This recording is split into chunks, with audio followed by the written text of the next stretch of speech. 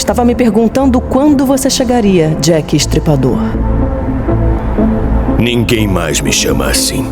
Um assassino por natureza, desde criança. Isso foi há muito tempo. Agora eu entendi. Você rejeita o propósito da sua arma. Ela deseja se banhar no sangue dos seus inimigos. Mas você tenta contê-la. Não. Minha espada é uma ferramenta de justiça. Ideais, Jack. Quais são os seus? Eu protejo os fracos. Então me diga, quem salva os fracos daquele que salva os fracos? O lance sobre uma forma de justiça. Eu precisava daquilo para manter o Estripador sob controle enquanto estivesse empilhando corpos. Eu estou falando que o Jack está de volta.